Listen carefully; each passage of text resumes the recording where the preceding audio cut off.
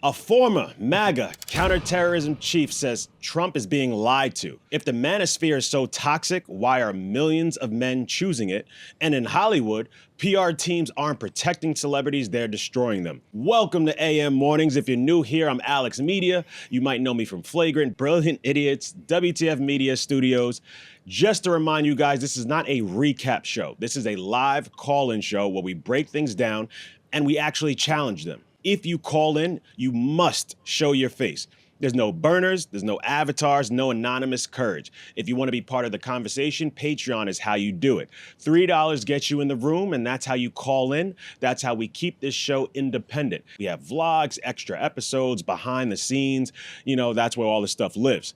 And for all you guys watching, I need you to do me a favor. Send this show to your most opinionated friend because we want to hear from them. Those are the people we want calling in. All three of the topics come down to one thing today: knowing the truth and deciding whether to speak up or stay quiet. Everyone thinks they'd do the right thing until it costs them. People like Epstein or Diddy allegedly operated for years and no one close to them stopped it. So I'm gonna test you guys today. At the end of every call, I'm asking you the same dilemma question. If your dad was someone like Epstein, is there any dollar amount that would make you stay quiet knowing no one will ever find out? Or do you expose them and lose everything? We're gonna see who's honest today.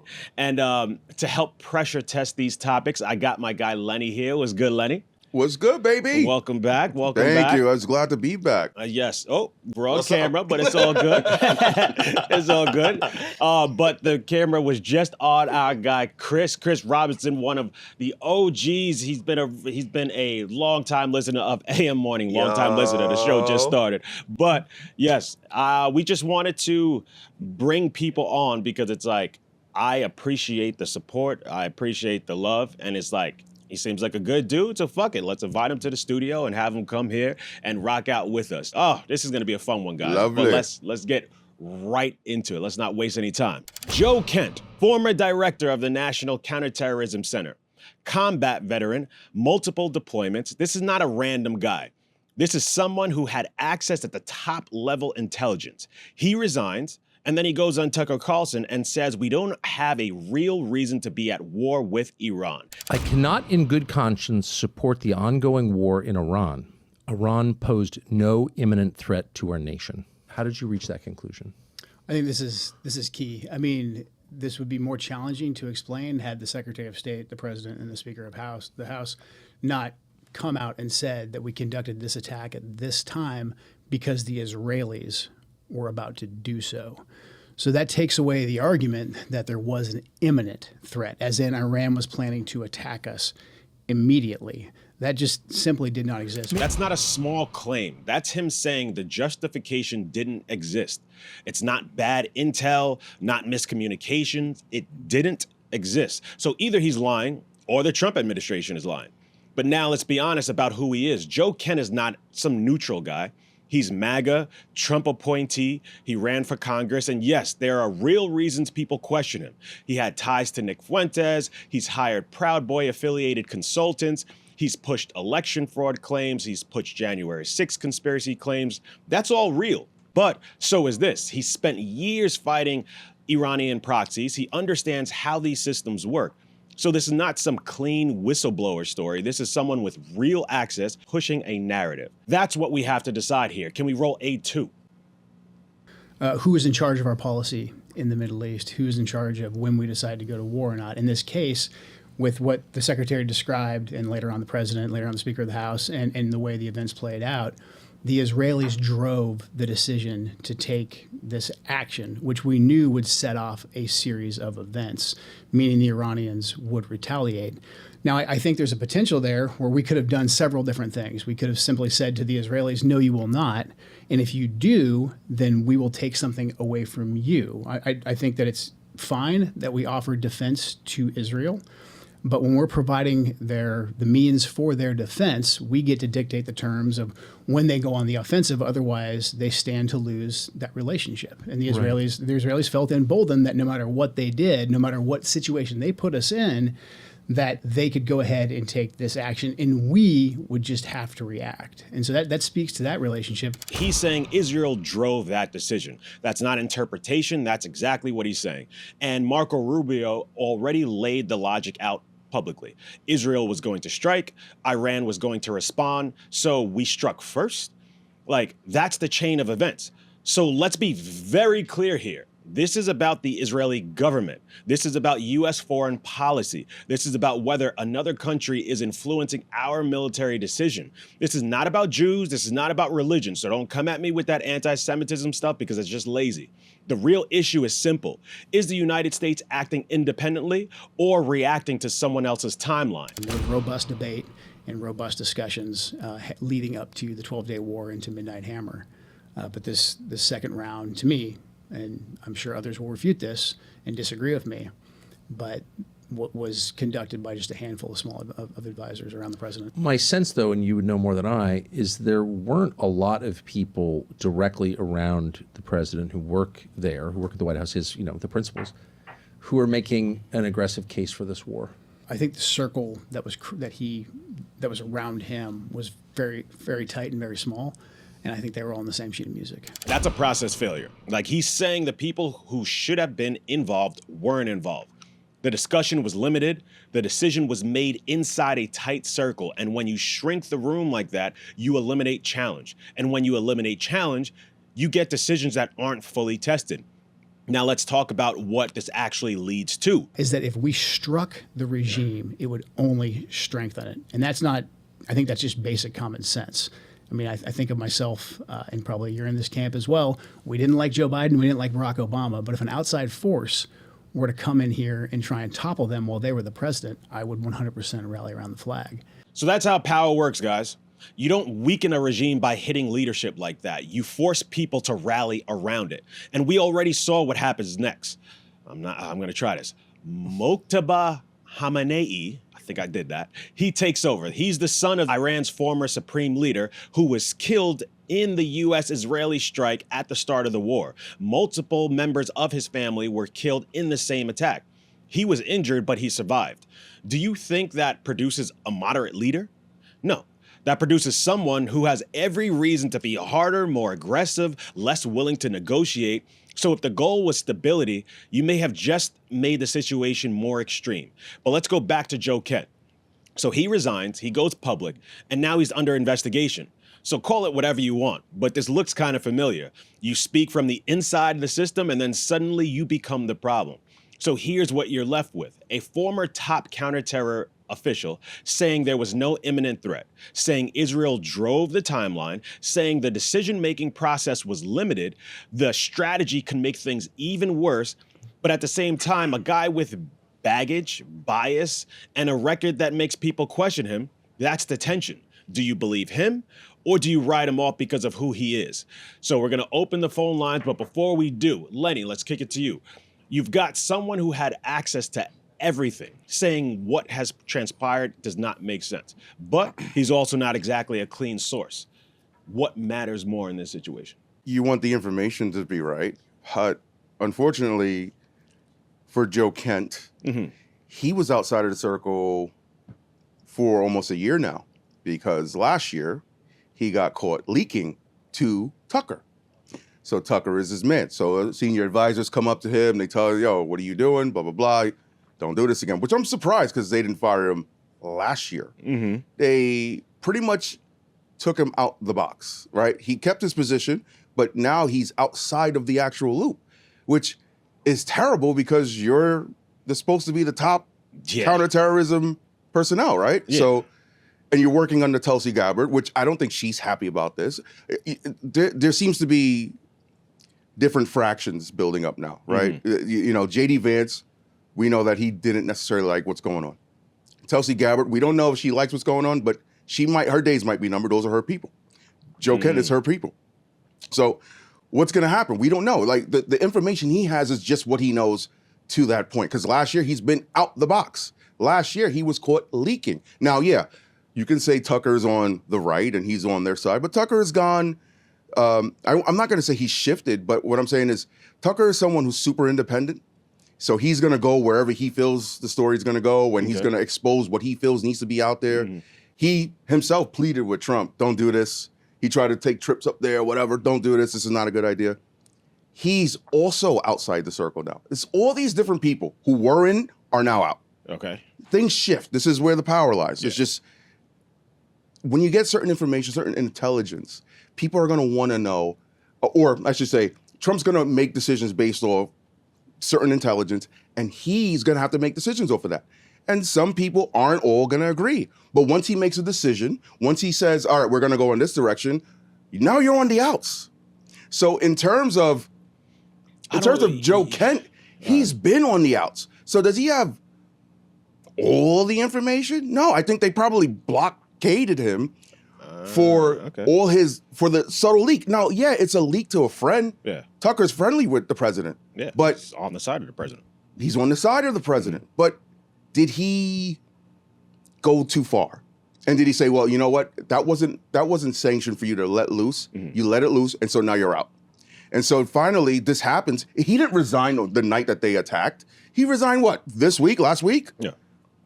It's been 3 weeks. If you were so adamant about the disagreement on this, why didn't you just resign then? It would have been a bigger impact to say, I resign my post. This is not what we should be doing. There were no threats, no nothing. We would have had a better conversation, not to have Marco Rubio saying in public, oh, well, you know, we're going to attack because Israel's going to attack.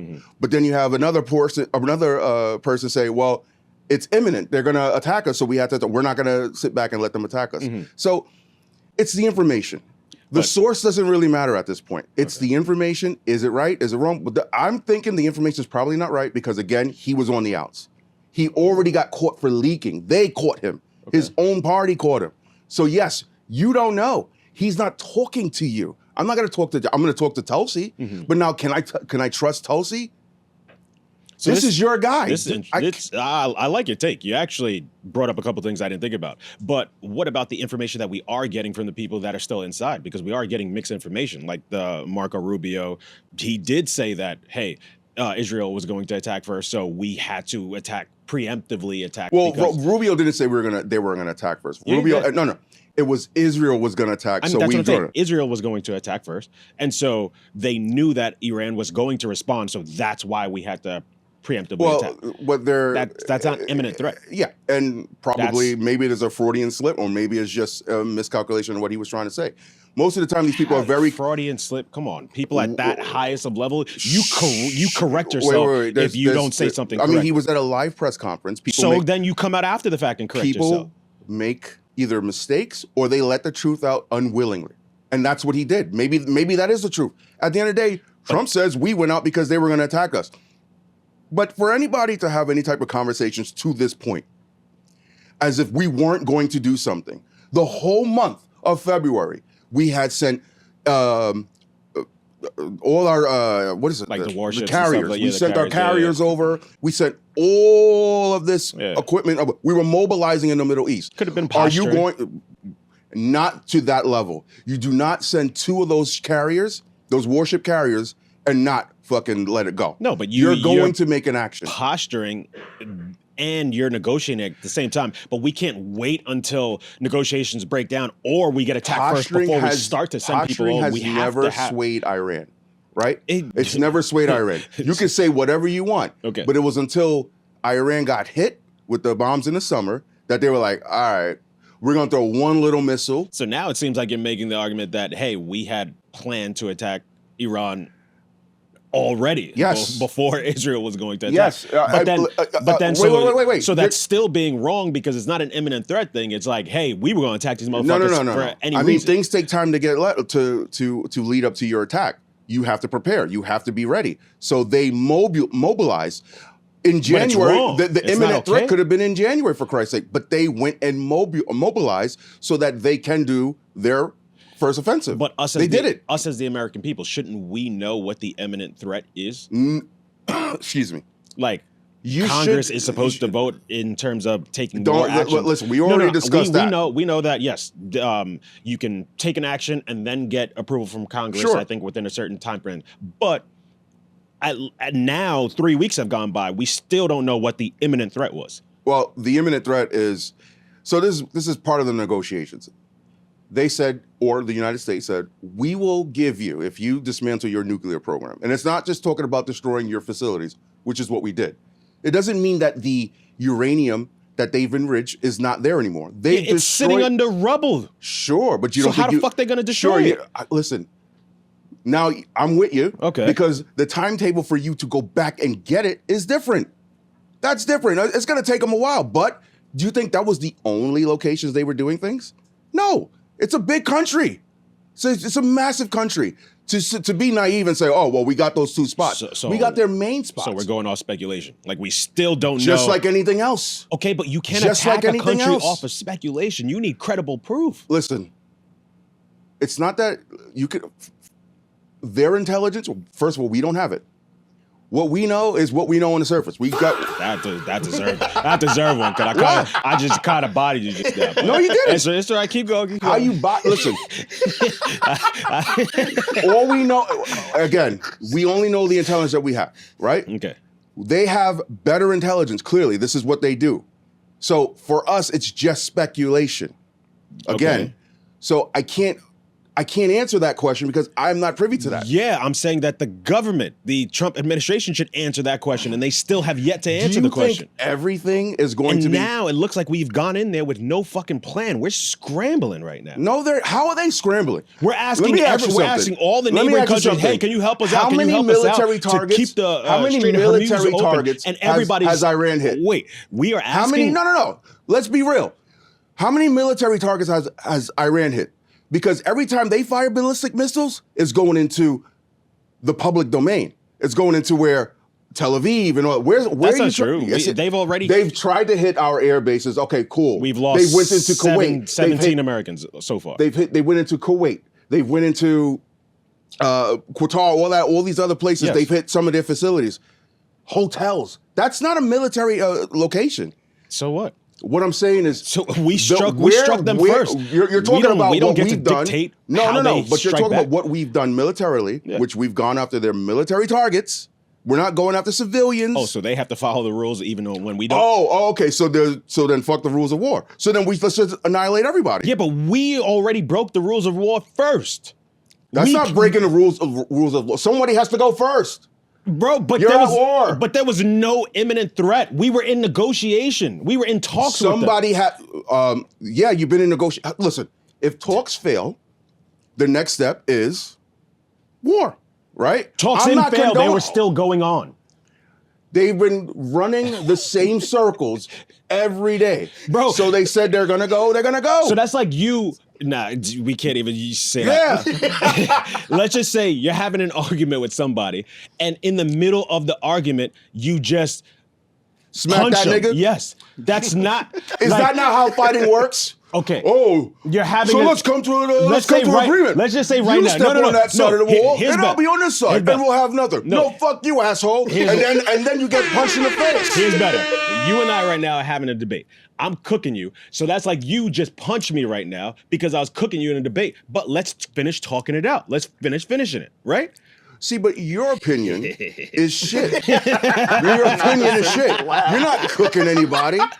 You're not cooking anybody. You know what's cooking me? Coquito is what's cooking me. But I have taken this on. I know who I'm fighting. Okay? Exactly. Oh, I would like to kick it to Chris. Chris is in the room. You would probably be calling in right about now, wanting to go off on Lenny. Chris, how do you feel? Where do you stand right now? It doesn't just strike you funny that it just seems like everybody on Trump's team is like kind of like turning and trying to just jump off the ship like the Well, who Titanic else? while it's like fucking leaving. You know what I mean? Who like, else? Honestly, No, who else? I can't really name somebody else. Tucker's jumping off the ship. Tucker got- is not jumping off the ship. I mean, he's like I he's said in the earlier, outs. he's one of the most independent people you can get out there. Right, left, center. He's going to be like, I don't like this. This doesn't feel right, and I'm going to report it. Yeah, but last week And he will talk to anybody. Well, he does have his bias, and it's right-leaning. We reported on this was last week's episode. You weren't here because you were jumping in some frozen water for Goddamn charity. right. Check the hoodie. Check the hoodie. Oh Check yeah, the that's hoodie. fire. Yeah, so he was like, he's on the outs. Like, they removed him from conversation when he was trying to urge the president, hey, let's chill, let's stop. And now they're like, yo, we're not even putting you through to the president. He has enough people in his ear. He doesn't need your opinion. Yeah, but wouldn't it be? So that means he's on the outs. Isn't it? Exactly. Isn't it? Yes, he's. I told you this. They're on the outs. So that's You're to Chris's on- point. that's exactly to my point. all But his- that's it just two people. You said, isn't it funny that a bunch of people are all It's two- around him? Oh, are all who out? is- starts Who as else? two Who's a people. shorty that just got fired? Not Who Gabbert. got fired? What shorty? The evil Barbie lady. There's no way From you a described while her as ago? the No, she evil just got Barbie lady. fired. What are you talking about? You know what I'm talking about. I know who you're talking about. I don't know her God. name, but like, Where I know exactly talking somebody about. somebody in the about. comments say the lady she's dealing, she made the commercial for like $200 million. And they had to Oh, but she first of Oh, all, here comes the excuse. Yeah, Here yeah, we go. exactly. This is not an here we go. excuse. Come on, bro. oh god, see, Everybody's out. this is why y'all. Lenny getting this jumped. is what. He's sweating because he's getting jumped right No, now. I'm sweating because I got good coquito, the best coquito in NYC, and I've just Oh. proved it. we're gonna talk Second later about it. of all, you're talking about Christy Nome. Yes, there we go. Christy Nome, Ice Barbie. Homeland Security. Ice Barbie is insane. Oh well, at least you think she's attractive. There you go. No, I don't think because Barbie's attractive. the left definitely don't have it. If you compare, they don't have it. What are you talking about? AOC. Baddie. I'm gonna go with the pink nips all day. You think Ice Barbie looks my better than God. AOC? Well, I'm gonna we're go gonna with her stay on swag. topic, but we're gonna I'm stay. gonna go with her. Oh yeah, right. I forgot to tell the people at home. We're gonna try something new today. We're only gonna do 3 topics, and then at the end, we're just gonna have like just an open discussion, and then that's when conversations like who looks better, AOC or Ice Barbie. Jasmine But we'll Crockett. save that towards the end. Let's Anyway, stay on topic. Christy Nome. She got fired because she had a congressional hearing. You know, everybody has to come forward, answer Yeah. questions, both left and right, to give her some piercing questions. It was, and I'm forgetting his name, but he's the. I don't wanna talk about that No, shit. no, Let's no, get no, back no. on this But thing. that's what all I'm saying is, she got, because you're talking about somebody got fired. She got hit because it was brought to light that she was spending $220 million on advertisement. Now, she said, yes, Trump approved this, blah, blah, blah. At the end of the day, it didn't look good, and he maybe didn't authorize 220 million of it, and so therefore you get fired. Yeah, but it don't was you- a dereliction of duty, and she got But don't canned. you think How You that can, and How ironic not to mention- enrich not to- yourself in the Trump administration and you get fired for that. Let's How go. ironic But is you're that? not enriching. Come She didn't on. enrich herself. She used it for advertisement. She didn't do And a good she's job. cool with the production house that shot the commercial. You don't think she got a kickback? Come Everybody- on. Come on. If everybody- I hire you to shoot a fucking $200 million commercial, you don't think I'm getting some of that? Why would you Nigga. get any of that? Bro. Why would I give you any of that? I'm a stand-up Let's motherfucker. I'm not giving you shit. Let's start bringing some of our callers in. I want to hear from them. You let me know who we got. Oh, that was quick. I like that. Arson! Arson, what's good, brother? What up, y'all? Yo, all right. Let's go right into it. I know you have a lot to say. Let's go. I Go. got too much to say. As but always. I'm gonna start with the part that I really don't like about all of this is I feel like we're living in a really interesting movie, and we're about to like hit the climax of that movie. Oh, okay. Okay. I'm with you. I don't want to be in the movie.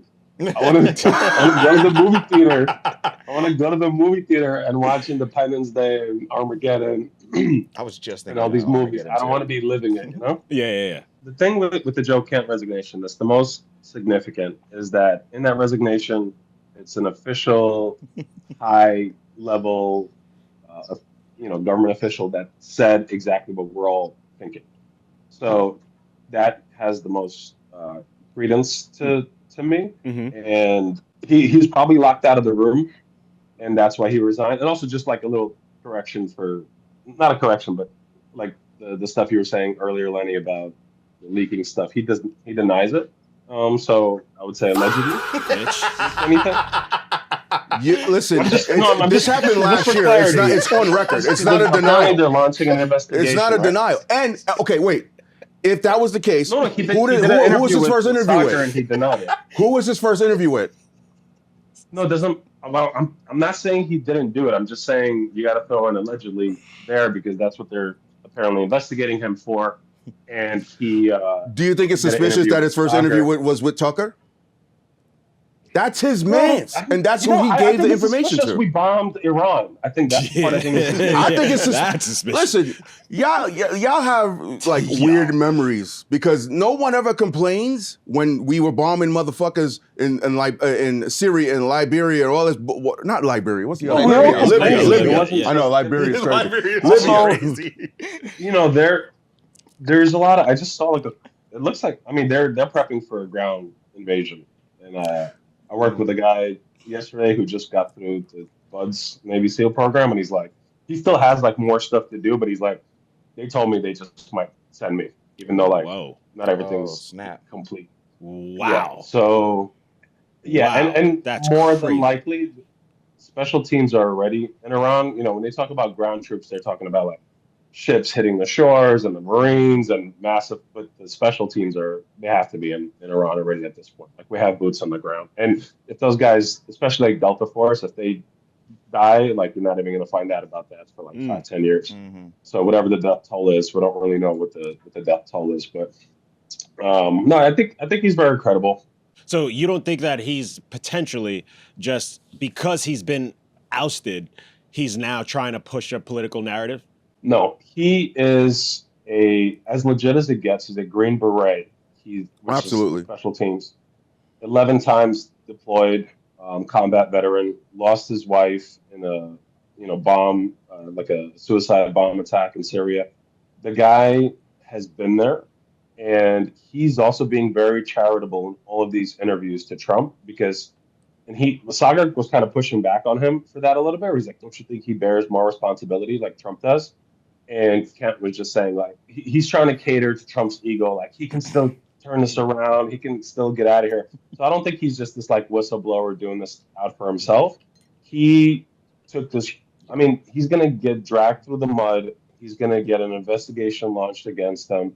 I think he did it for the country and his, you know, there's like other stuff I've heard about him, like some connections to like Nick Fuentes and all these different things. Like to me, doing this is a very heroic thing. This is like stuff that you like read in the textbook about afterwards, because it's such a huge resume. And I disagree with you, Lenny, as well, that you shouldn't have done this earlier on, because earlier on in the war it wasn't as much of like a public freak out, and he was probably still trying to get his message across. And I think when he saw that there was completely like a shut out door for him is when he was like, there's nothing I can do to change this, and the biggest thing I could do is have a resignation letter like this and then go out and try to like educate people about what's going on. So would you say that, because this just goes to my point, Joe Kent had been outside the bubble, he didn't even know this was going to happen, right? So he hasn't been a part of these talks. Even though he is the head of counterterrorism, he has no idea. But then again, at the same time, we're talking about counterterrorism in the United States.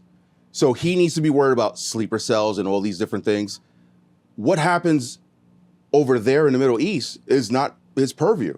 So again, when we struck Iran that first night, he could have just resigned and he could have said the same exact statement. And I think maybe it would have been a little more impactful. But then if Tulsi Gabbard, now if something happens to Tulsi Gabbard, say this week, maybe in a couple of weeks, and say she resigns, okay, you got a bigger issue. But then again, that goes back to my point of saying there are alignments being formed with certain people, and maybe the dominoes will fall with different people in the administration and say, you know what, we're not really with this, because now, like you said, J.D. Vance is loyal to a T, which is amazing, but they're looking at, because of the job that Marco Rubio has done, they're looking at his run for president next. But again, this is just, and this is off topic, but this is just the Republicans or the right having an issue with staying on the same team. The Democrats do this the best. They're on the same team. They're the best at they do it. They do this the best. Serious? The Democrats, What? The Democrats are always on page with each other. No, we're not. What are you talking about? There's progressives. You have moderates. The progressives are left, way left. But if you're talking about moderates, center to left, they stay online. Everybody knew Joe Biden was a Manchurian. No, everybody knew Joe Biden was a Manchurian candidate. but they stayed in line. There's nothing wrong. Lenny, There's nothing this is wrong. crazy. I thought I was supposed to be the conspiracy one. No, everybody knows. We are losing American soldiers for a foreign nation. Okay? Like this. Okay, and Like, okay. So let me ask you: the Afghanistan rollout. You were saying that when 13 lost their lives in the bomb at the airport. That's horrible. Okay, That's so, but horrible. where's the outrage now? We had outrage outrage back existed. then. No, you didn't. Yes, we did. No, you Outrage didn't. back then. No, We this were all motherfucker upset. never hit me up and Our- said, "I Our hate Black the Hawk rollout." helicopters for the Bullshit. Taliban. We're all You're upset bullshitting me. that we're sending. I'm gonna start listen, keeping like a I don't like how that imaginary. was You're done. bullshitting me. Let him talk. You're right. We left our billions of dollars of an arsenal in Afghanistan that the Taliban has. We send them $81 million a week. Listen, I'm not for one team or the other. Like, I'm trying to like not hit the climax of this movie that we're in. But before I get out of here, the other thing I think we also have to just mention, both from the Tucker Carlson interview that Joe Kent did, and also the Sagar and Jetty interview they did, because they talked about that as well, was the point that he brought up about Charlie Kirk. He just like opened up another can of worms with Charlie Kirk, and it ties in with kind of the Trump assassination attempt, as as potential Israeli involvement. Basically, he wasn't saying any specific countries or nations, but he said he knew Charlie Kirk fairly briefly. Charlie Kirk supported him when he ran for Congress. But he said the last time he saw Charlie Kirk alive was in the West Wing of the White House, and Charlie Kirk came up to him and said very loudly, "Keep us out of going to war with Iran." And then he walked off probably to the Oval Office to meet with the president. And this was also reported by the New York Times, and Joe confirmed it, that the FBI blocked his department from investigating any foreign ties to the assassination of Charlie Kirk. And again, he's not, you kind of got to read between the lines, but it's written pretty boldly between the lines as well. So he's going to be talking to Candace. I don't know. I think Candace's head is exploding right now. She's like, "I told you." Yeah, I know. I love seeing her go crazy in front of our eyes. But, Yo, Arson, before you go. yeah. Oh, damn, I asked you this already yesterday when I was trying to come up with this dilemma, but I'll have you answer anyway. I mean, he got us answer for the people. I know he does. So if your dad was like Epstein, is there a number that can make you stay quiet, knowing no one will ever find out, or do you expose him and lose everything? No, I think just what I told you. You got to expose it. I think that money, cursed. If there's a hell, you're going there.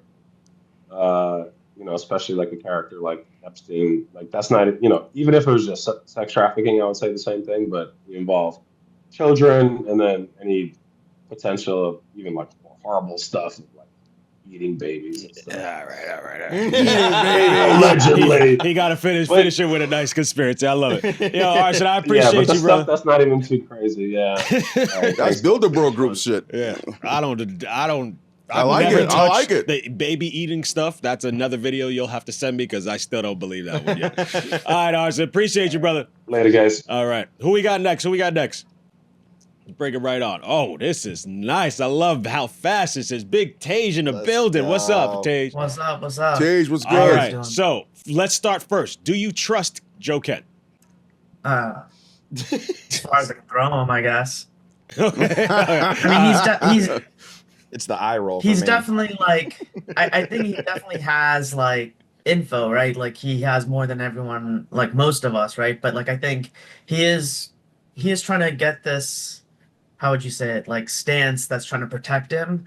I Lenny, you were talking about information, right? Like he is part of the piece of the puzzle, but Sure. like Trump is known for both like his first term and this term, he doesn't read his intelligence briefs. He doesn't look at the information. He doesn't follow it.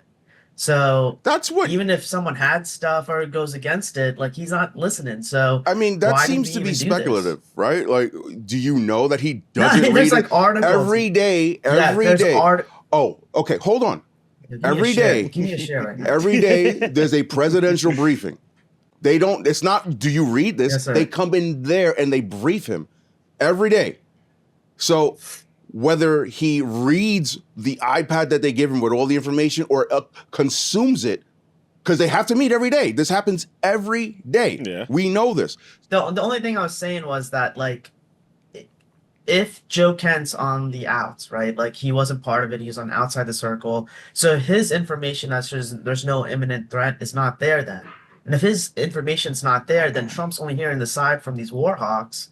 And then he's doing stuff that he never had to do. Good like, point. Iran government people on TV were saying they're going to dilute everything. They were, like, ready to, like, remove whatever I mean, they were saying they're using it for medical or whatever technological purposes, but their uranium, they're saying they're going to reduce it, dilute it. Like, why did we do this? So, like, this doesn't make so you sense. have Lindsey Graham, right? Senator Lindsey Graham. He recently comes out and says, and Lindsey Graham is definitely a war hawk. He wants to go to war. Sure. He wants to fight. Yep. Sure. However, in the negotiations, which I believe he's a part of some of it, or he's privy to that information, they said, we will give you all the uranium fuel you need for energy, for all sorts of things, right?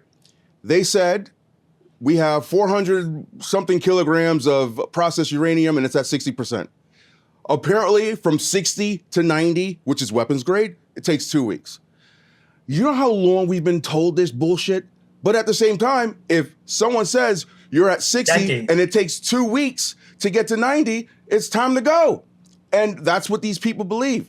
So I'm not saying, okay, he's listening. He's given the information. He has to make a fucking decision. That's the job. Whether you agree with it or not, this is the job. So he chose to go. No, I agree with that point. I agree with that decision making, right? I'm just saying that you were saying that Joe Kent wasn't he's on the outs. So if his information, they're saying there's no imminent threat, isn't part of that briefing, then Trump's clearly getting a biased viewpoint, right? He's not getting the totality of everything. Tulsi Gabbard scrubs all that intel for him, or, like, Yes. presents it or says whatever she wants. But Tulsi is so then, like, he's ahead. getting bad information then. Tulsi But then, is so Trump's getting over, bad information. He's Tulsi not getting is over complete Joe information Kent. then. right? Right. So So Trump's if- not getting complete info then. But how do we know that? Tulsi Gabbard gets briefed by Joe Kent. Tulsi Gabbard then But you're takes saying that that he's on the information and brings it over. So if you're saying then both of them are out, and like I said, if Tulsi ultimately resigns this week, next week, whatever, then okay, Yeah. fine. We understand that the whole apparatus, the whole counterterrorism apparatus is against this. But again, when we talk about terrorism and what falls in their purview, Homeland Security, well, she's DNI, right? She's National Intelligence. Yeah. The intelligence says, hey, they're at 60, they're going to 90, and they refuse. They said they will give you unlimited fuel for the rest of Iranians' life. You just have to agree to it. Why do you want to proliferate to 90%? For what reason? To have a weapon? Because you don't got one? Or Because we know. Or they saw what we know happened they have to the capabilities. Gaddafi. Or they saw what happened to Gaddafi, and they're like, yo, you know what? We want to at least have some type of protection for us. We want to be able to, maybe if we need to make a nuke at some point, have the ability to, or like we can keep it at a certain level where it's like at least we feel like we have some power. You saw what happened to Gaddafi. He's like, yo, we're not making no nukes. We give up all of our weapons. Boom. He has a rod up his ass. Then you saw Saddam. Saddam fronts and acts like he has weapons of mass destruction. Boom. We go in there, topple his motherfucking ass. So you know what? Sure. More power to them. They should enrich uranium. For protection for their Excuse But at ass. the same time, Yo, they should. Excuse me. Maybe The not to number the one- not the- to I'm weapons sorry. grade. I'm sorry. But they should The number enrich one it. state sponsor of terrorism throughout the whole entire world that's done things over the last 4 decades, they should enrich uranium. You want Not to take to you weapons listen, grade. Not to weapons grade. What do you But mean? They have the capacity to get it up to 60%. That's medical grade. That's energy grade. Whatever they need to do. yes. Why do you need to go beyond that? And that's where Why we do you need to that's go? where Why we do you can- need to go that's beyond where that? we can agree. Because that's where they're at. we No, can no, no, agree. no. You said they should, but I just told you Not they're at weapons grade. 60%. I said not weapons grade. I said that. No. All right. Tage. My guy. Because we'll go forever. Before you go, if your dad was like Epstein, is there any number that would make you stay quiet knowing that no one will ever find out? So no one ever finds out Like him. that you take a dollar amount. Or you can expose them and then you lose everything. Yeah, I'm exposing. That's crazy. That's You crazy are or work. you not? He Nah. is. Oh, I'm exposing him. Oh yeah, yeah. I'll be on. Get me on flagrant. Get me on Brilliant Idiots. Get me on AM mornings, PM nights.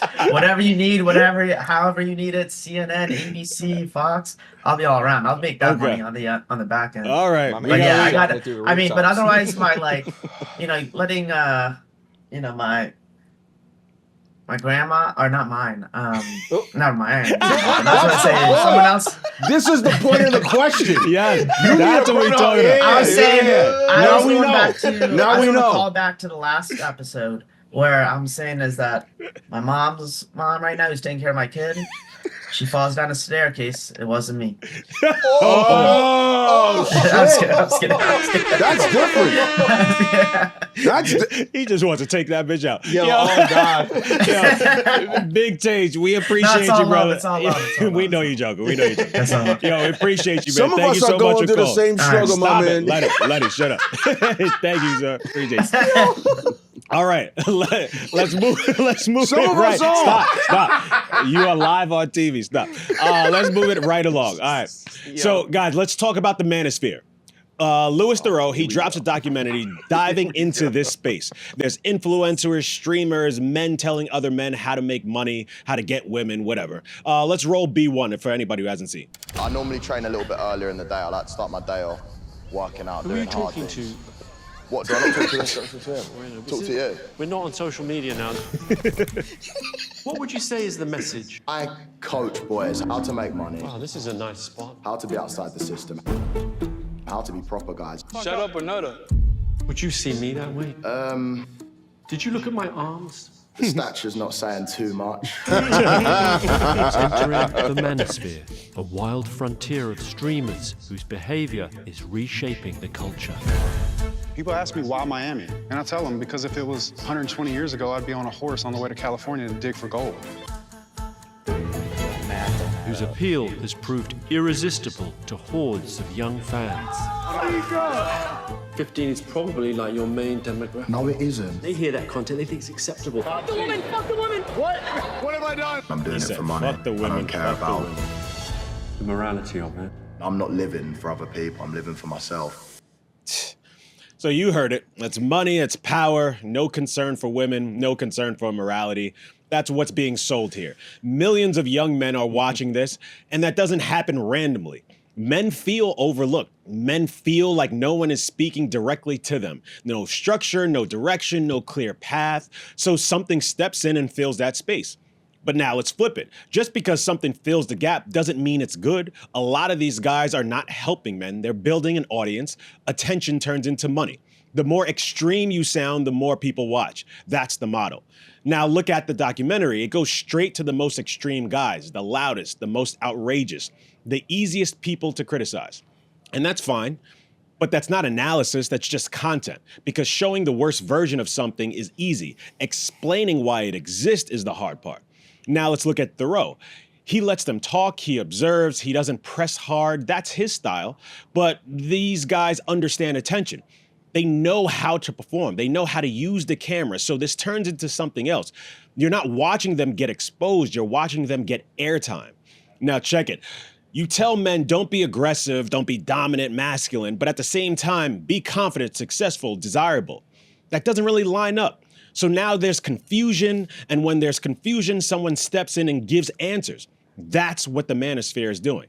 That doesn't make it right. A lot of the content is trash, some of it is straight toxic, but pretending it came out of nowhere is dishonest. So the issue is simple.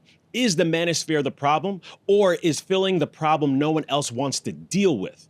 Let's open the phone lines, and before we do, Lenny, do you think the Manosphere is toxic? It could be, but Could be? no, it could be, but there's positive and negatives with everything. Why do you think so many men are choosing it? Because why they're choosing it. Listen, a lot of people seek validation for their actions, Okay. or they want guidance on how to kind of steer the ship of their life. So yeah, you get figures on the internet, and because the internet is popping, and you know that's where you go for your information. And some guys, they and this is really just for the chicks, right? They're like, yo, this bitch was doing this, and next thing you know, I took her out, and I ain't getting no play, blah blah blah. Listen, they're looking for answers. You know, some dudes got it. Some dudes could go out tonight and like, I'm gonna get me one. Mm-hmm. They're gonna get them one. Some dudes could get it, and other dudes won't get shit. And most of the dudes that don't get shit, they're gonna seek some advice, see whatever, and then they're gonna get, fuck these hoes. Fuck them. Why? Like, no. Thank you. Because at the end of the day, like, it's not like I'm supposed to be the catch. I'm the catch. Oh, you sound. You know why? Manosphere You know why? Right No, that's no. Listen, you wanna. It's young men though. It's young men, and you're developing. You're developing your mind. You're developing your confidence and all that stuff. But it's hard because chicks put themselves on a pedestal. They put themselves up there. As they should. The guys have to go, well, how do I get up to you? How do I achieve you? Because most chicks, what we're talking about, most of the chicks that they're like Fresh and Fit, those chicks on the show, they'll tell you what they do, what OnlyFans they're in, what's this, what's that, what type of man they want. And they show them that they're delusional because you're not going to get a guy who is making $250,000 and he's 6'8" and he's this and he's that. It's impossible. But don't you think that exists on both sides? Don't you think there's guys out there that it's like, oh, hey, I want the baddie, the 10 that's on Instagram, why can't you want the baddie that's a 10 on Instagram and still be a hell of a person? That's a great point. Why can't you say that to the men as well, or to the women? No, like, because the men have to. The 6-foot guy the that men makes $250 are forced to earn their pussy. The men are forced to earn the chick's pussy, right? At the end of the day, this is what we're talking about. No. Yes, here's my personal take. I think men and women should put yourself on the pedestal. Like, you should just try to make yourself the best version of it. And then how many end up meeting someone that like matches your energy. But it's not about having to, I need to get this person that I look up to. Like, you should get someone that it's like, yo, I feel like I'm deserving of something great and you are something great. And it's like, they should feel the same. It should be an equal thing. It shouldn't be this whole... Yes, but if you don't fit the requirement of having a certain type of income or a certain type of build, you're automatically disqualified. And that's what they're talking about. But that goes for men and women. So they tell men to get yourself into physical shape, get yourself a job, do whatever, because at that point, no bitch could tell you nothing. But then why do you have to shit on, why do you need that latter part? Why can't you just have the good information? Because the women will automatically shit on you. Eat great. Get it. No, they won't. No, they will automatically. Okay, so go ahead. But let's go to Vegas. Let's go to the hottest club out there. Okay. And let's see how many bitches we could pull out. And if you don't got the Lamborghini outside, you ain't getting it. But look at the scenario you just went to. You said Vegas, and you said to a nightclub. All right, fine. Like, that's a small type of We're in women. NYC. We're in NYC. I'm just at the bar. Those dudes got bottle service.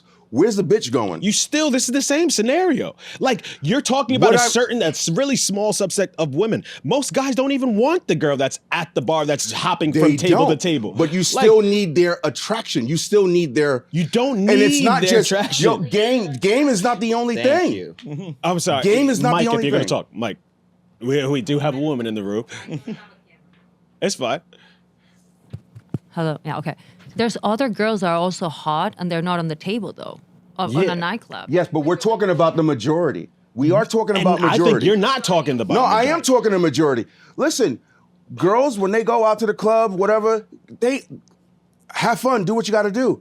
But there's going to be a multitude of dudes that are going to come up to you. You're not choosing the chump in the corner sticking at the bar drinking water. You're going to go... I see the bar. Lenny, I see the bar girls Lenny, coming you're out. missing my They point. got the bottles swinging. They doing whatever. I'm gonna see what's going on over there. Okay. That's most girls going to the clubs and and that's in this environment, and that's what they're talking about. We're not talking like, about building a partnership with a female. I don't like to paint people all in one brush, but it's like you're talking about the girls at the clubs. Most of the time, those girls are going towards the guys with the bottles because they're just chasing the money. They're just chasing the guy with the money. They're not going after the guy because of his great personality. They're not, but they will deal with it. So why do you want to be with that girl in the first place? You don't want to, but that's what they're trying to tell you. Don't go for the one that's hot. No, they are telling you, hey, work out, get rich, so you can get the girl that wants you for your money. Yes, Bingo. you can. But see, that's their message. Play these hoes the way you need to. That's what. No. Until you're ready to settle down, play with. These are your toys. That's the manosphere. Oh my God, Lenny. That's different than if we're talking about somebody who's trying to build a relationship. Then you know what kind of girl and where to find them. And it ain't in the club. Yes. But being that we're talking about 20-something-year-olds, right? Young fans, maybe even 18 to 25, 26. These are the dudes that we're talking about. Those are the ones in the manosphere that says, yo, these girls are nothing but tricks and hoes and blah, blah, blah. And now the problem with what you're saying is their core audience is like 14 to 25. Okay. So these are not even like the majority of the age of these people aren't even the ones that are like at a place of, hey, I have a good job. I got my own place. I can do things. I can even get the type of girl that they're talking about. But they are tricking their brain into making them feel like those are the only type of women that are out there. Right. Like that is, you see how much damage that is? You just saw the clip. There was one of these red pill guys was walking. There was a group of young kids and they were like, fuck the women, fuck the women, fuck the women. That's the message that they're putting. That's what they're selling. I don't think it's necessary. Listen, you can grab the message and interpret it however you'd like. You know Sneeko, I don't think he's ever been outright and said, fuck women. He said, no, get it how you can. Bro, in the documentary, he even says that like women shouldn't vote. Yeah. And that's a different story, though. But we're not talking about that. That's a different story. It's like treating women as humans in general, though. He's like literally in the documentary. This is the first time I've ever seen this documentary and Sneeko in general. All that messaging, to go to Alex's point again, is getting fed to people whose brains aren't fully developed, dude. Yes. Like they can't even. Okay, but you can say that about 20-year-olds. They're not fully developed. You say that about. The demographic, though, is 14 to like First of all, 23, 25. The one dude was fucking homeless when he chose to go down the red pill matrix thing. And he seemed to recover. Why you're spinning one. No. You don't know all these niggas. He wasn't even like spinning. You don't know all these niggas. Anybody could be inspired. He wasn't recovered. He was still having a tough time financially. How you figure it? He said he was good. No, he wasn't. He said he just wasn't living. He wasn't homeless. I'm sorry, but you watched the same show I did? Yes, the two nigga Spanish said, guys. I used to be poor or whatever. It ain't like that anymore. I'm okay. He's at the fucking beach. He's fucking working out. He got Nike gear on. He's okay. Okay? Let's see, but yeah. That's fair. Here's a homeless dude. Get the fuck out of here. Listen, all I'm saying is whatever the message is, whatever you interpret from that messenger, fine. It doesn't mean that because they're the most viral, it doesn't mean they're the most wise about it or they're correct about it. People are going to interpret shit differently. And unfortunately, yes, a lot of young kids will hear this shit and go, oh, you know what? They don't know what they're doing. I know a way forward to how to handle women when I grow up, because maybe they're missing a figure that will tell them how to deal with some women. Maybe something's going on there. That's a bigger discussion. But at the same time, if he's talking like that and people are taking it for the Bible, listen, you can't change that. Okay, cool. We could have a difference of opinion on whether what they do is good or bad. I don't personally like it, but that's my opinion.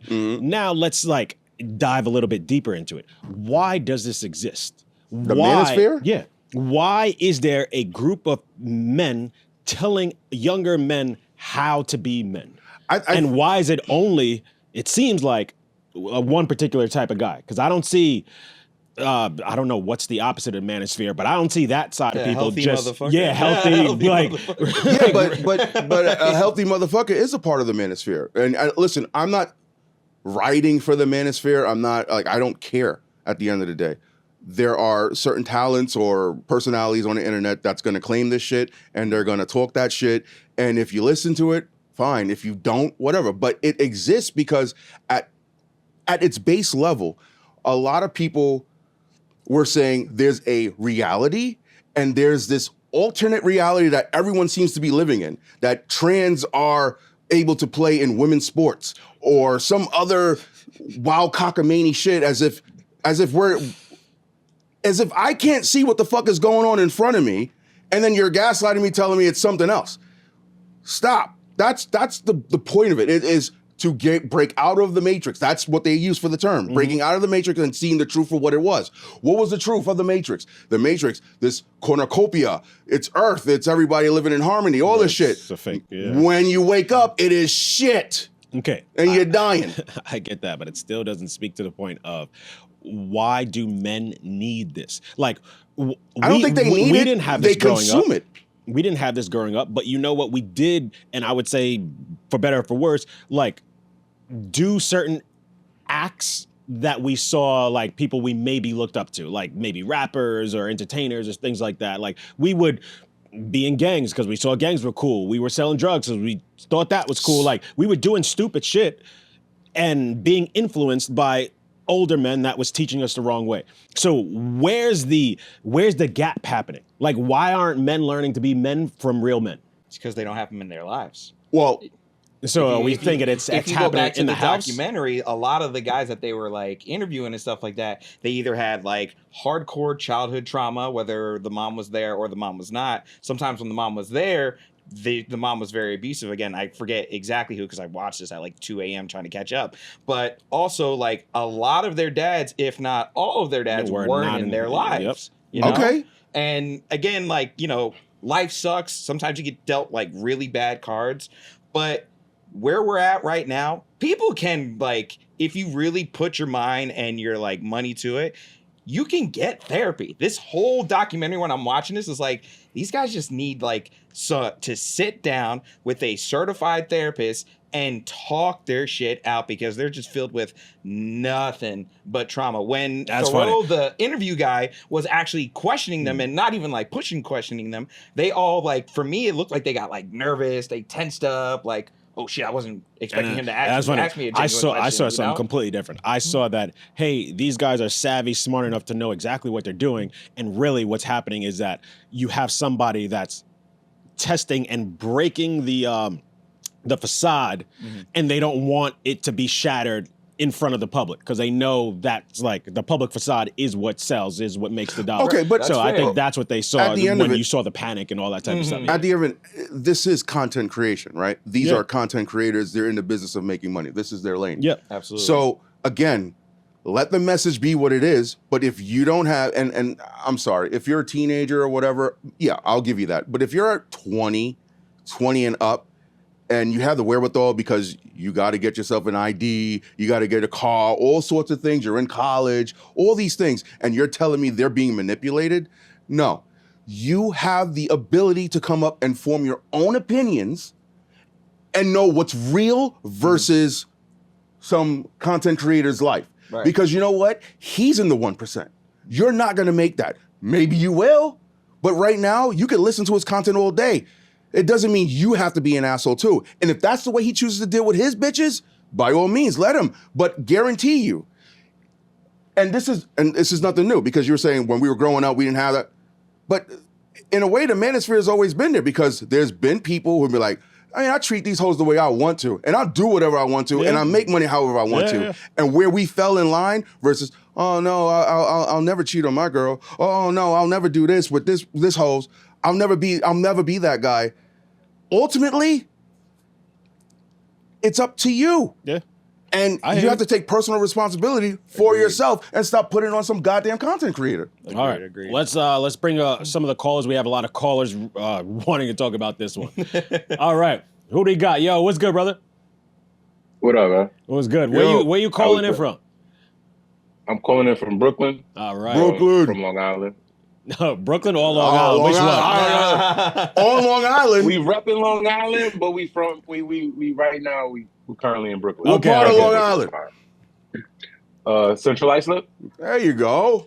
Okay. All right, we'll take it. We'll take it. Still New York. But yeah, did you see the the Manosphere doc?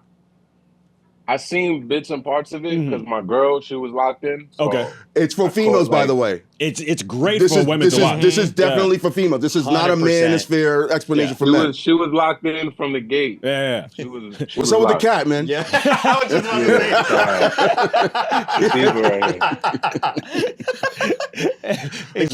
He's like, yo, we talking. Cats are the nosiest, I swear. He's like, we talking pussy over here? Cat just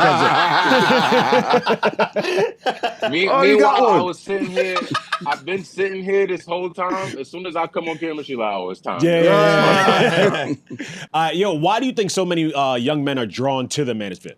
I mean, I feel like the young men are probably more drawn to it because they just it's that they had this phone their whole life. You know what I mean? I'm in a like I'm a millennial, so I seen everything. You know what I mean? I went from like the flip phones to the chirp. I had the chirp. Hell yeah. So it's like they had the phone the whole time, their whole life. So I guess it's like a little bit of like arrested development where it's like they never really had the experience of like having to meet a girl in person. You know what I mean? So everything's been like they just don't know how to approach women. So I feel like this is the easiest entry way for a lot of them where it's like, okay, I don't really know how to approach women. I don't. But that's a good thing. Like I'm curious. Do you think any of these guys, the Manosphere, like, do you think they're actually teaching guys how to approach women? Like, do you think guys are being like watching it and be like, oh, you know what? Let me try this. I don't even think they believe it. Honestly, I feel like it's all just like it's engagement farming. They know they know that it's polarizing. You're gonna get the people supporting it, and you're gonna get the people that's against it just arguing in the comments, and that's engagement. It's just revenue stream. So I think it's mostly that because you see in the doc at one point the fresh and fit dude. I don't know his name, but yeah, his girl came and they was talking to her, and they asking her questions, and she's like, yeah, he's not really like that behind closed doors. And now he's like hitting her on the side, like yo, shut the fuck up, like so it's like.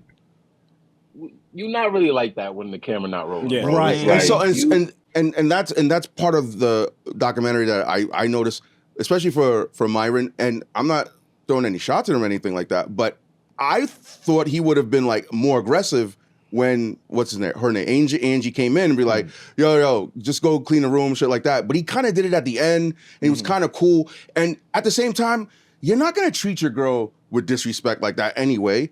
But it's the characterization of how you come off. It just looks like you're going to be an asshole. But when when she came in, he was a little bit of a sweetheart.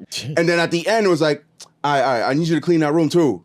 You know, but it wasn't like, yo, go clean that fucking room. He treated her like a fucking human in the beginning. And then in the end, it's like, yo, just for the documentary's sake, yo, go clean that fucking room. Yeah. And again, like, it don't even sound right. Yeah, like, it's probably a grip, and he knows how to make the money. He knows, and listen, I know he stands firm on his ideas and whatever. What I'm saying to you is, he probably is a lot nicer, way nicer than he portrays it to be, and therefore, again, we could just say he might be grifting. But then, isn't that a problem? Because if they're influencing men to act a certain way, but they're not really practicing what they preach, now you're teaching men to be a certain thing that you're not. So it's like, isn't that a problem? Like, to me, I feel like that's a problem. But you're like, hey, it's entertainment, so it's all good. I don't think it's necessarily a problem. I think that there's an attitude that you have, but you can make adjustments with your loved ones. We're talking about how you carry yourself within life. It's not just the host. It's the way you carry yourself within life. Are you doing good for yourself? Are you making money? Are you keeping yourself healthy? Are you doing, like self-education shit? Like it's just to make sure that you stay good as a human being. Question. I'm curious. Do you feel like society is failing men? Who in society? Because like a lot of these guys feel like, hey, the expectations on me are so much. Like no one cares about me. Like it's like the Manosphere is speaking to men that they feel that the world shits on them. That's their core demographic. I'm curious. What do you think?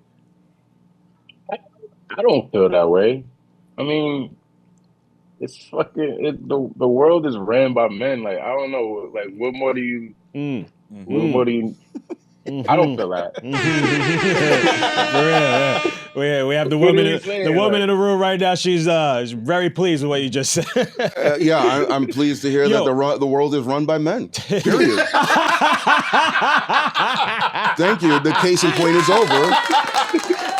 Case in point is over. Yo, I'm curious. And so play your fucking role. Stop, Lenny. Yo, how That's do a you? point. That's a I point know for you didn't. Lenny. I know you didn't see the full thing, but from what you did see, how do you feel of the job that Louis Theroux did? Do you feel like he challenged the guys enough, or did he just give them like a platform to make their reach bigger? I mean, from what I saw, he was just like letting them go. Like he didn't really cut. He didn't make no cuts or nothing like that. That's just like, but isn't that a documentary? I am documenting how these people are in real life, and I will ask a couple of questions to see where their mind is at. Yeah, Isn't that the way it should be? Yeah, but shouldn't you explore it a little bit more? Like I feel it was. You don't think he did? To me, it was a very surface. It's like, yes, you're documenting how they're living, but then you're not showing us the real behind Listen, it. what the dude from Miami, when he was talking to his wife and they were in the kitchen, he's like, "So you're okay if he has other chicks on the side?" That's revealing. And he had to sit there while she answered, "Well, you know," and she said that she doesn't look too good, but she also she said that, "Hey, listen, I've been lied to. At least I know about it," and she's okay with it. That's piercing enough. I think you should explore if these guys are really living the life that they claim to live, like that guy you're talking about. He for seemed example, to be leaving it. He seemed to be living it. And then all of a sudden, now his penthouse apartment, the apartment he had in Miami for his wife, all of that he had to give up and move back home. Maybe even though where's back home? Into a nice house, Louisiana. But it's like, hey, maybe this shit ain't all what it seems like. Smoke and mirrors. Okay. But you're teaching these men, hey, follow me, do what I do, and then you can live my life. Listen, they're in business, right? Come on, you can't just keep doing this. They're in business. You can't just keep doing that. It's not sustainable. But yo, I appreciate you, my guy. Before you go, I just have to ask you this. All right, let's say your dad was like Epstein. Is there a number that makes you stay quiet if no one knew that and no one will ever find out? Or do you expose him and lose everything? I feel like everybody is gonna just say that they're gonna expose them. Liars. So I'm gonna go against the grain right here. Yes. So if I found out like today, I just found out my dad was doing this shit my whole life and I didn't know, I'll snitch on him. But if we being honest, if Epstein is your pops, and I'm good. I'm good.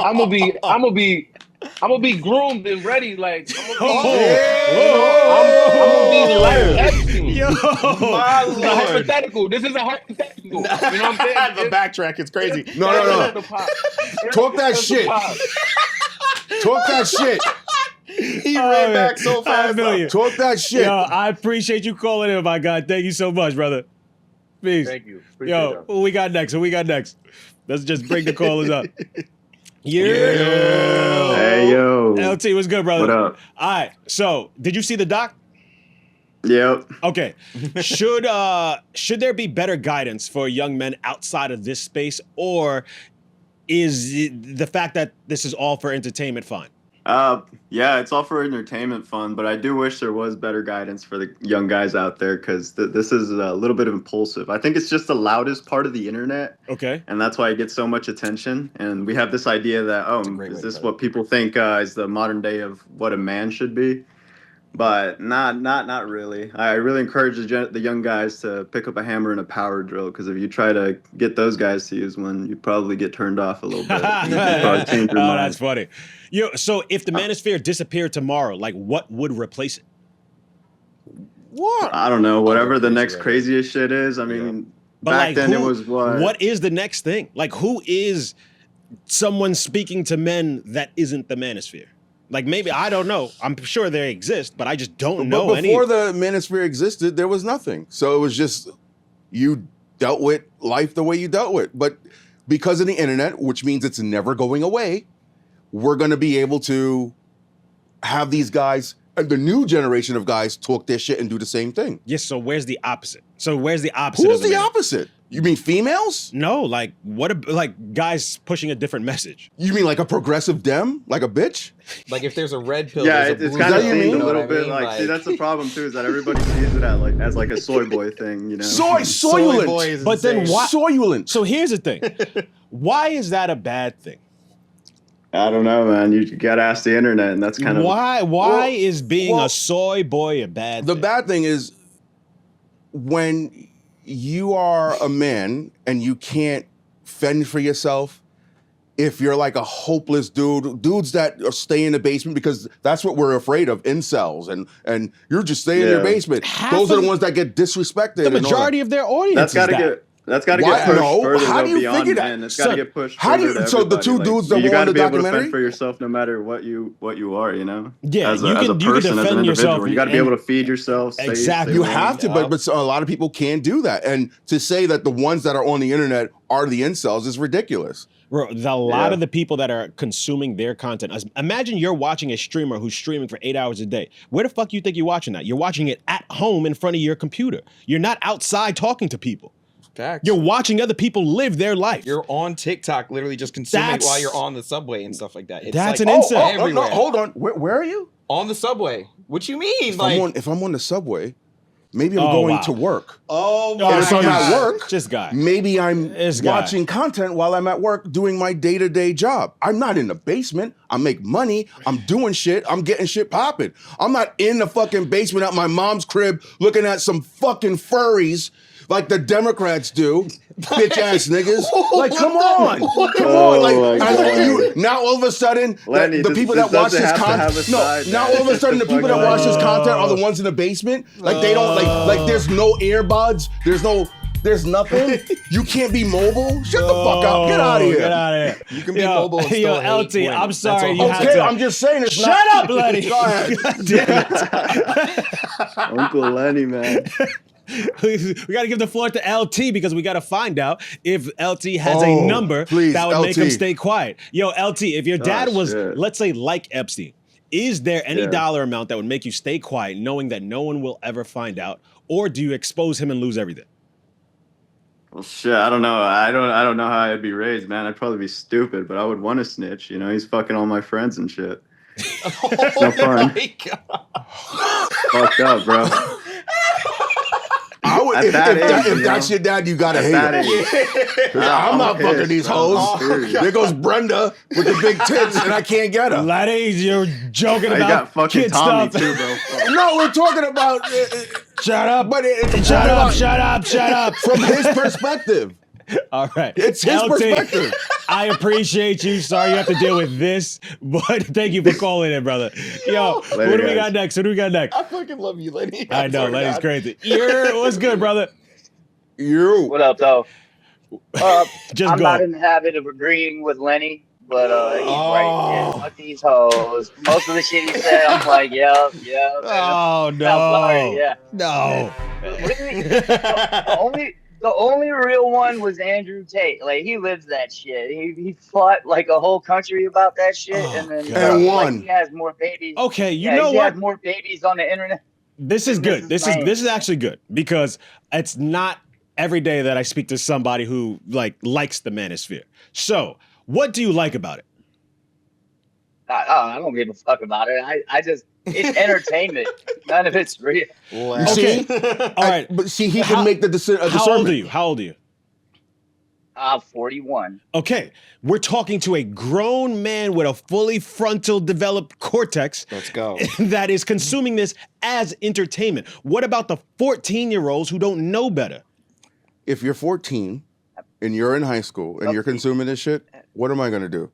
But you know what happened when we were in high schools? Right? High school. You ran through as much as you could, didn't you? Oh, God. Yeah. Okay. So again, it's always existed.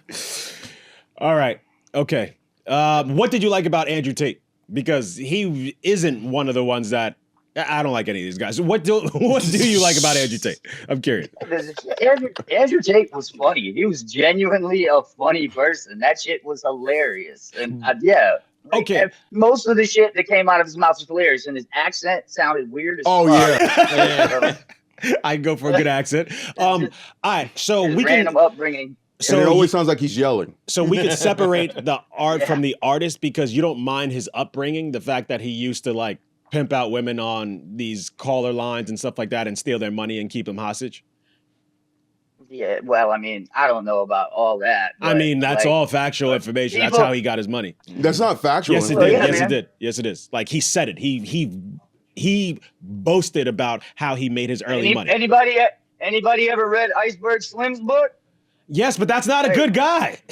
I know, but people consume his shit, man. I like this we guy. We are cooked. I like this guy. We are cooked. Talk about Epstein.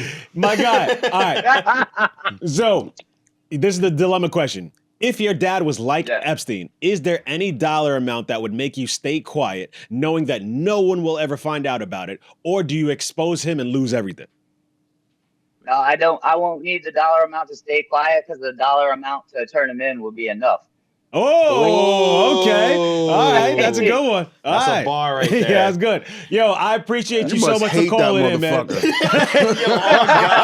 I haven't seen my real dad since I was 12. Oh, shit. Okay, fuck. We are over time, but let's get to this last one. Or should we skip the last one and just go to the... Skip that. Oh, she's lying. Let's just skip that. Okay. She got caught. She got caught. She got caught. What were we doing? What we're talking about is the Rebel Wilson situation. It was this whole big PR thing. I wanted to highlight PR firms, but you know what? We'll save this to next week because we went a little bit over. But since before we do go, I want to try out this new segment, which I haven't come up with the name yet. For now, let's call it. Oh, talk your shit. That's pretty good. I was gonna call it off script.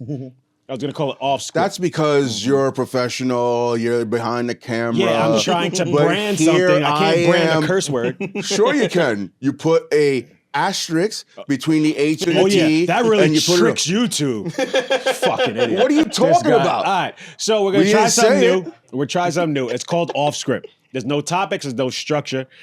Anything you want to call talking about. If you disagree with something we said previously, or if you just want to bring something up new, just say whatever you want. So we are going to open up the phone lines for that. You guys get callers ready for anybody who wants to call in for this segment. But while we're getting the callers ready, Lenny, you and I disagree on a lot.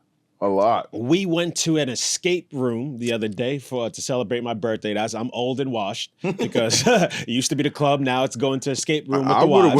I would have went to the club. I would have went to the club. I actually preferred the escape room. And you guys gave me the option of what time we started. You was like 8:30 or 10:30. I was like, let's do 8:30 so we get back at a decent time. That's how you know a motherfucker old now. Oh God, bro. That's how you know you're old. But that's fantastic. We did the escape room. Yeah. We didn't make it out. We didn't make it out. We didn't make it out. Get out of the escape room. No, we didn't make it out. And the problem was, I guess towards the end, they didn't say nothing about, because once you're done with a room, you're like, I ain't gotta go back in the room. I'm good. Yeah. It was a 3-parter. Explain it. Yeah. Boom, boom, boom. But once you get to the last room, ain't nobody's thinking, we got to go back to the other room to get clues. Yeah. But can I just say this? Oh, shit. Can I just say this? Before we even got to the point of, you have to go back to the other room, niggas didn't have it. They didn't have it. I don't even know why that's a part of the discussion. We got to the last room. We did. We were already out of time. All right? So I'm not going to. If I was like 32, I probably would have been out of there. But in my older age, it was fun though. I got litty before we went. And there was the disclaimer on the email saying, do not come to this place drunk. Lenny had about 3 shots, 4 drinks. Yeah. He came nice and ready for the escape room. But I told you before, I said, you're on your own. This is this is not an ad or anything for escape room, but if you're just looking for something fun to do, you should try it with a group of friends. Get out the house. Stop being incels. Stop listening to the Red Pill guys. Don't be pretty fun too. Axe throwing, yo. I heard axe throw. I was going to suggest it, but I'm not the birthday boy. No, our guy Chris, he works at, can we say? Yeah, Live Axe over in like Lafayette and by Canal and stuff like that. So yes, if you guys want to go throw some axes, say what's up to our guy Chris, head over there. Say AM Morning sent you. Let's or go. Alex Media. Do we have any callers? Yes. Oh, we do. Bring them right up. Who we got? Let's go! We got Radio Sam. Let's go! What's happening? What's happening? What's good? So this is the open format off script. What do you want to talk about? I'm gonna talk about how the hell did y'all get Chris up there? What up, Chris? Let's go! I've been waiting for him to get on this. Let's go, man. Like for real, like if for the people listening, if you don't know, Chris has been around forever. Like, if you listen to old Brilliant Idiots episodes, like original ones, he was like one of the first people that asked a question to them. Like, really? Yo, how you know my business like that? That's great. I didn't even know that shit. That's dope. Like I said, people don't know Chris. That's why I'm like, yeah, shout out to Chris. That's dope. He made it. Shout out to Radio Sam for nothing because clearly he's a fucking original. Like, yo, shout out to Radio Sam. Yeah, yo, we're gonna bring you up here too. You're not in New York though, right? He's in Detroit. No, I got family in New York, but no, I'm actually in Michigan. Grand Rapids, Michigan. Grand Rapids. Next time you visit us, hit us up. Let us know. Like, because here's the thing, I do things a little bit different. Maybe one day I might invite a psycho up here and regret it. But as of now, like everybody who fucks with the show is cool. So I'm just like, you know what? Come up, like just come up and hang. But that's the point of the show. That is the point of the show. You have all your different opinions. I don't care what walk of life you are. If you got some shit to say it. Yes. Whatever. You could argue, but we still gonna be cool at the end of the day. I'm not gonna revert to old school tactics and punch you in your fucking face. Actually, I would be the first one to do it. He's the one who got a quick trigger. I am Lenny, the wild card of the man. group. You look like somebody. You say that, and that's really nice to hear. But after so much cojito, I feel like you just gonna have that look on your face, like, man, he's still talking. Yeah.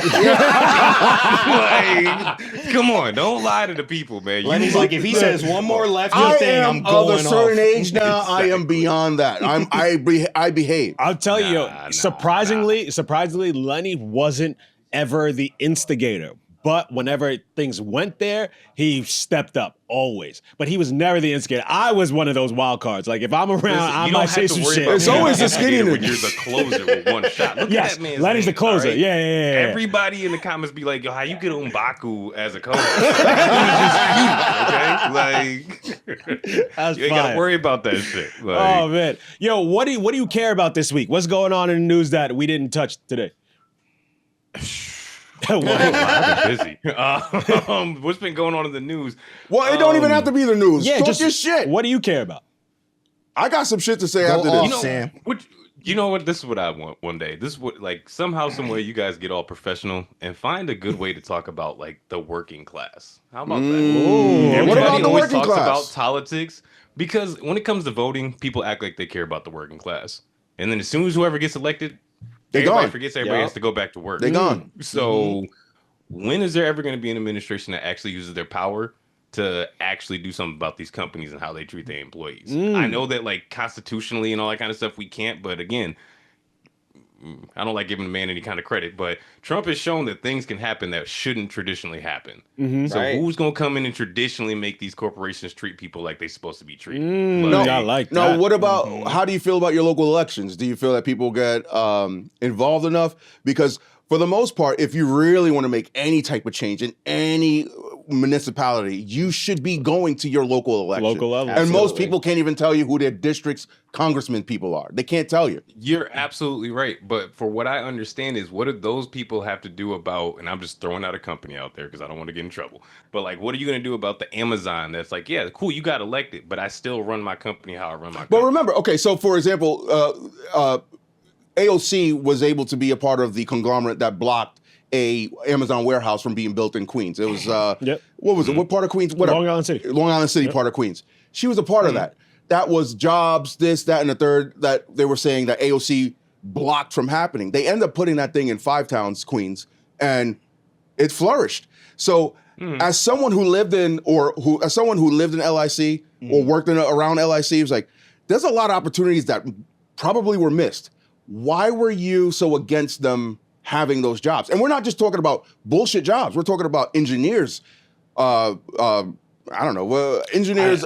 planners, project managers. What you're talking about right now, Lenny, though, is providing jobs. I'm talking about what happens once the job is actually acquired. All right. So it's like, if I'm doing this work for somebody, and again, this is the most simple argument to make out there. Again, you guys get a little professional with it, bring it to the people. But it's you know, if I'm working at a company, I'm making so much an hour, but the company is making millions, if not billions. Why can't I get a cut of that? Yeah, that's true. That should like, be. Why is all of the profit just going for the most part? We all know how it works. We've all seen it. We are not dumb. The internet has exposed everything. Let's just use money Amazon. is going into one person or a few people's pockets. Yeah, you're right. When You're at the right. end of the day, every year they always give some kind of presentation to let the company know like where the profits are, what the losses are, all that kind of stuff, and they usually show how much they spend on labor, and that is a very small percentage based on the profits they make that year. So if you're spending $2 million. We'll say 27 million in paying your labor force, right? But you just made 375 million. I think some people can get a bonus. Like literally, you can afford it. You just but the thing is, it's what he's saying is like spread it around. Like the people at the top of the company are eating crazy. They're eating already. Everybody who really is the bare bones why this company is able to exist is barely getting That's by. not true. No, but wait. Like we do know that if any of these companies are on the stock market, they have obligation to their shareholders to keep costs down and profits high. And the easiest way to do that is pay your workers the lowest amount. And it's like, that's something as a business owner, I was like, hey, I'm never going to repeat that. I have employees right now that have made more this year than I have made. Because the way that I have it is that you can decide how many jobs you want to take, like almost like gig work. And so, hey, if you want to work around the clock, work 80 hours, you're going to get compensated for that. So I'm the CEO founder and I have employees that have made more this year than me.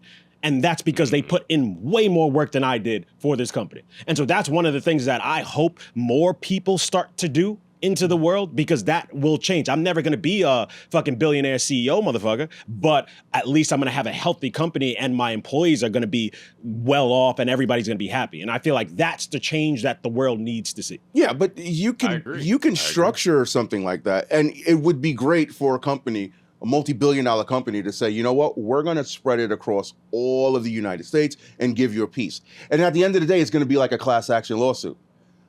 You get $15. You get $15. If we're going to pay every single employee some type of bonus, then yeah, it's probably going to be some nominal amount that's not that great. Meanwhile, let's be real. We have some movers, shakers, people who make policies for the companies. Finance people, business analysts. Those people end up getting a lot of the bonuses because they're actually moving the company forward. Now, if you're somebody who works in a warehouse and you're just picking up the things and shipping them out, yeah, cool. But I'm giving you a average salary, you know, whether it's minimum wage or $23 an hour. Sure, okay, I'm giving you that. I'm also giving you health care. I give you options to buy into the company. Can I stop you real quick? Go ahead. Now let him finish. Let him come. I know. I'm sorry. I just hate. I was going to interrupt him, but I'm sorry.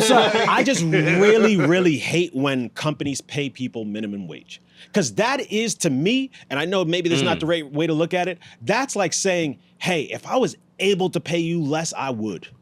I bet you any company that pays employees minimum wages would be back in the day probably have slaves. But that's why you pay for 100%. foreign labor, or you put your companies or some factions of your company in foreign territories, because you can pay a lower wage. Okay, that's why I have a call center in the Philippines. Yes, but we're talking about here.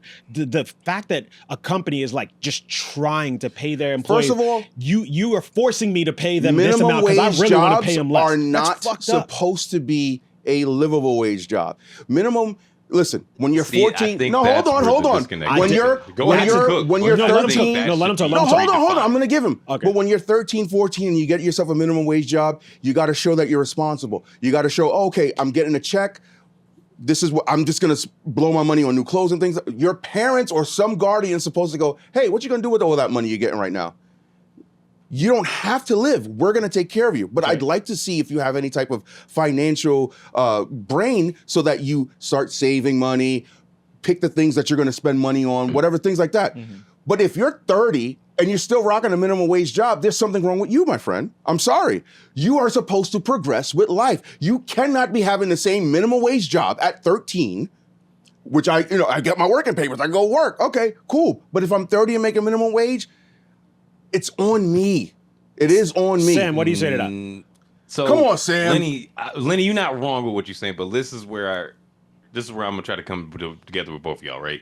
So I do think minimum wage should be a thing because some jobs just don't require a high wage. Let's just be honest. I'm not gonna define anybody's jobs and say who doesn't deserve more or anything, but in my opinion, some jobs just don't need that much money. Sure. But with that being said, our minimum wage should at least let people afford the minimums of life. And if you can't, so whether that's rent, that's food, that's depends on where you live. Depending on where you're living, the accessibility to a car to be able to afford your car insurance, all that kind of stuff, whatever. But like, if somebody's working at a fast food restaurant, do I think they should earn enough to be able to take a vacation every year? Maybe not. But if they're financially literate, like Lenny's saying, maybe they can afford to go every other year or something like that. So I do believe a minimum wage should be access to a minimum lifestyle.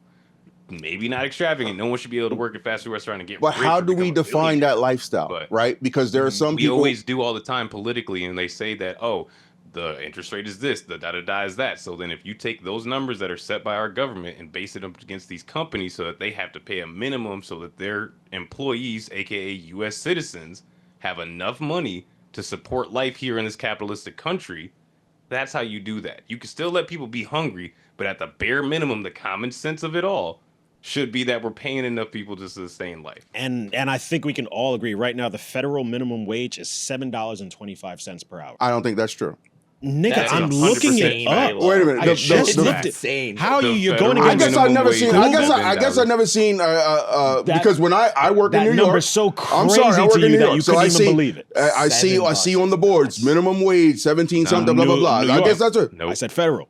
Federal. minimum. Okay. Yes. So a federal. So the minimum for a federal worker, point. or are you saying the minimum policy against the whole United States? Yes. The whole United States. Yes. They can. So then, why can't New York do it? No. So then states can make their own minimum So then, wage. this is not a federal issue. This is a state issue. I mean, it's a nation Which goes issue. back to it's a voting for nationwide people issue. who will make those decisions in for a you. state that will pay above minimum, Yeah. but then the federal government's letting you know, like, but if you want to pay them less than that, you Boom. can, and there's no one's going to But be the mad state has the right to do it. So let's talk about the But states, the which goes company back to has your the ability to fucking set that Congress standard, people. though. All right. If you don't know your Congress people, if you don't vote them in to say, hey, we should have a higher minimum wage, Yeah. and you're not voting for it, you have to sit on the sideline and shut the fuck up. And I think it should also go down to the CEOs, the business owners, the people who are deciding how much you pay your employees. Pay your employees more. Stop sacrificing the livelihood of all of your employees. What's a minimum just- salary? What is a minimum that you would be comfortable with? For everybody, for the world. For a full-time worker. For the world or the country? I'm sorry, for the United States. What's a minimum for the United But that's States? hard. That's state to state. In New York, I I don't think know the minimum anywhere should be in like America that $80,000 a year for New York minimum. But for fucking Kansas, it's probably less. You know, it I depends. think do you at this point understand in that- 2026? I think if anywhere in America, if you're making about, I want to say probably 45 to 50,000 a year, that should be access to a minimum life. Yeah, 40? I agree with that. 45 to 50,000 a year should be a minimum life. Go ahead and where do the you can math on have that. Go ahead and do the math. Yeah, I mean, 40,000 like, divided now- by 2080, which is much, which is usually the Wait, what am I doing? 40,000 divided by Yeah, where you getting these 2080. numbers from, Lenny? I know. What's 2080? What's That's 2,000? the amount of hours you work in a year. How the Oh, hell okay, do you okay. have that just on you? Like, I'm a professional. my man just had that in his pocket the whole time, just waiting for this specific argument to pull it out. I don't know what the fuck I just did. What the fuck did you do? All right. Let's move on. Oh, Epstein. Yes. Okay. All right. So Sam, if your dad was like Epstein, is there any dollar amount that would make you look the other way? Or do you expose him and lose everything? I really hate how you guys word questions because it's like so incriminating no matter how you answer it. I know. That's a good dilemma. That's Yeah. what it has to be a dilemma. It's a great dilemma. Nah, and I'm like, let's look at it for real, right? If I'm the child of Epstein, Yep. chances are I'm not going to sell on my father crazy-ass because I'm just as much a victim as the actual victims. Like any person that's on that island is a victim of that man's manipulation. No, not if you're the Kid, child. Wife, why wouldn't you? Like, it's I mean, his kid. Like, I'm Let's raising you hope to- he doesn't like incest as well. Let's just say. I'm not saying that kids are a victim that way, so you're taking it too far. Oh, but that's what I'm saying. What do you mean? What do you mean? I'm saying I'm a victim of that man's persuasion, that man's manipulation. Like Okay. he is obviously able to walk into some of the most powerful rooms and talk to the most powerful Oh, people yes. and have them bend Oh, to his yes. will. What am I supposed to do at 3, 4, 5 years old when my dad, the title of dad, is telling me, hey, son, just go in your room while I go talk to these nice women. What happens when you're 21? Yeah. Here's your new babysitter. Are you okay? Well, again, that becomes your norm. So again, am I really telling on him, or am I going to sound weird for telling my family secrets? But you're a part of the morality police, right? You know good Yeah, versus bad. If I'm taking my mindset right now, and Yes. for whatever reason I'm magically his son, then Yeah. I'm telling, I'm snitching. But Yeah, again, let's say playing out the role. let's say $1 billion. Let's say $1 billion, and you can just My pretend. dad says, "Hey, you can son, pretend here's a like you billion." don't know what has been going on. It's not worth it.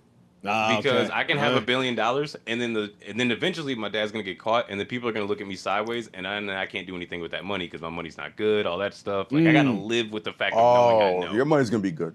Money's gonna be good. Like, money's good. Your money's good. Right now, his former girlfriend, the dentist girl, she got $100 million.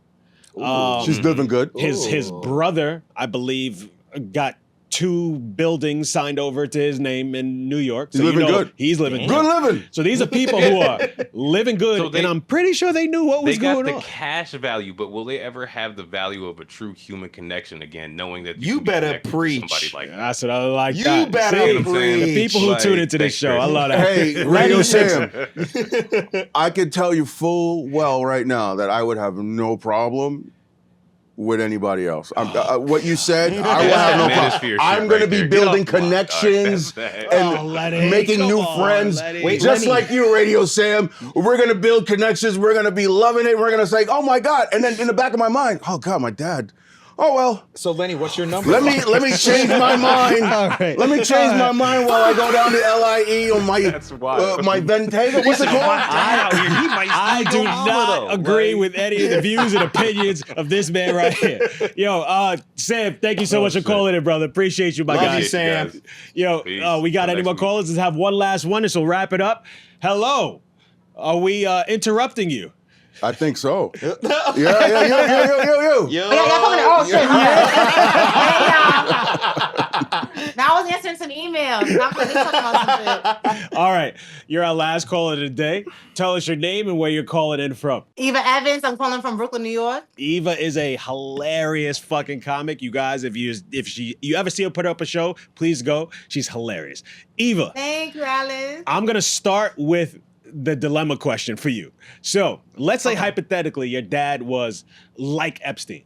You may know what he's up to, but let's just say you have an inheritance coming of $1 billion. Would you keep your mouth shut and get your inheritance, or do you snitch and now all that money goes to all of his victims and you're poor? See, I would have to snitch because my conscience wouldn't allow me to enjoy the money. You feel me? So it's like, what's $1 billion if you fucking miserable? And I can't sleep at night. I can't. The way I'm set up, I couldn't sleep. Okay, all right. See, we got a good Are person here. are you sure that on your 3,000 thread count sheets, 3,000 you wouldn't be like, oh my God, this is a pillow and I'm gonna go to bed and I feel so good. You ain't gonna be thinking about what Pops did. Pops did enough as it is. I guarantee it. Listen, nah, son. 3,000. I'm sorry. Stop. Cut it out. Yeah, like cut it out. Yeah, it's my dog acting a fool. Yeah, the way my conscience is set up, I can't do it. I can't. See, there's still good people in the world. Even on a nice plush silk She 3,000 said count she answered the sheets? question already. Yeah. Eva, I'm curious. What do you care about that's happening in the world right now? Like, it could be anything. What do you care about? Oh, I'm so sorry. Let me just get my dog. Yo, while she's doing that. Yo, this is Can I real tell shit. you- I love this. This is Can why I tell you- live I'm is so sorry. so. Okay, y'all. okay. She's out of control. This is why. What are you live- talking to? Sit down. Is it a Live kid or a TV dog? What are we It's a talking dog. about? It's definitely a dog. It's both. And I got two. Oh, they was fighting? They arguing over a tree. Mind you, I gave them each a tree, but they want the each. It's a mess over Yeah, here. yeah. So what do I care about in the world right now? Yeah. Definitely about the celebrities that was eating babies. That's crazy. I love this. Who's eating That's babies? wild. Who's eating babies? I didn't hear this.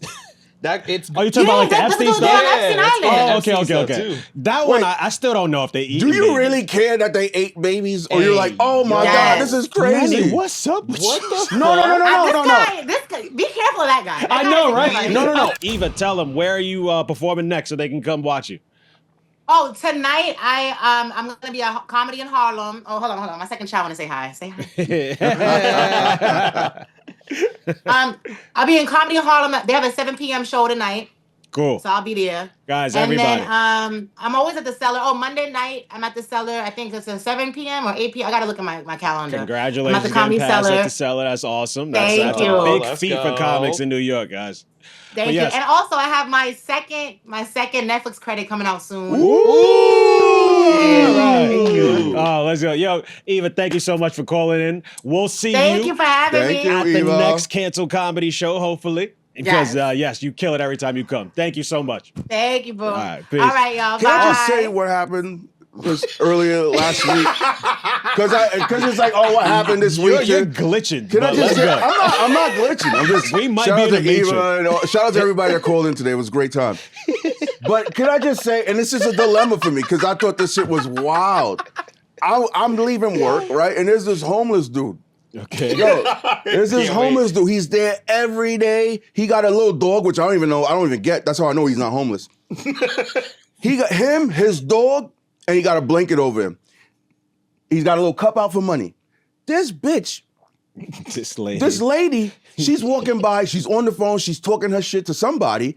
She's got a pizza in the bag, and she throw it at that nigga. She like frisbee that shit? She threw it at him, and it hit the ground. He didn't even acknowledge it. Okay. But it's just, here's the dilemma. If I'm homeless, and she threw my food on the floor, am I still eating it? Yeah. Now, you guys are eating it. All right, so now let's go to... They take food out of garbage, Let's don't go, they? but he seems to be sophisticated. He got a dog.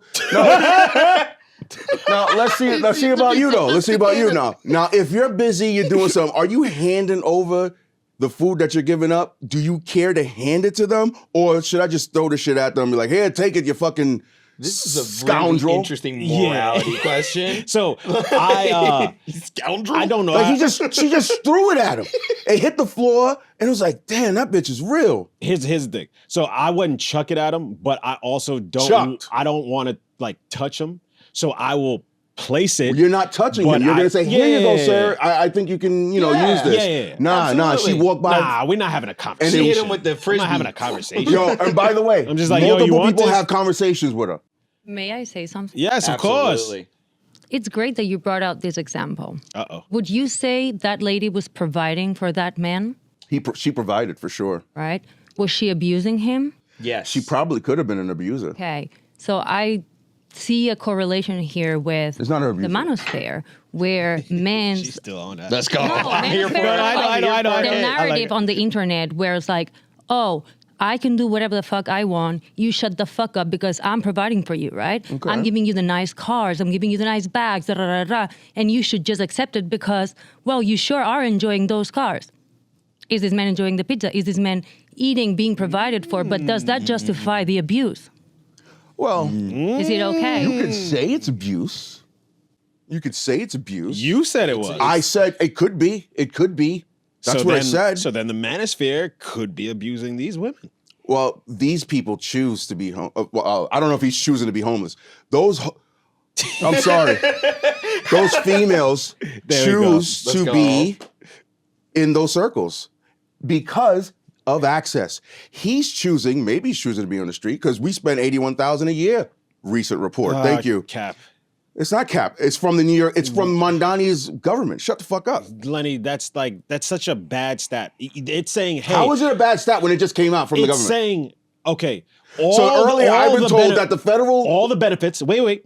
So it's adding up all the benefits and resources that we have for homeless spending, and so that's person. That's so just give it to them. That's room, board, food, paying employees, paying websites, institutions, all this stuff to upkeep whatever. So stop all those institutions and give it to them. Give it to the homeless. No, you don't just give. Oh, you don't want to give to the homeless. Wait, you don't want to just give them money because a lot of them. Why not? A lot of them have drug issues. You're going to California gives it a stipend every week. What are you talking about?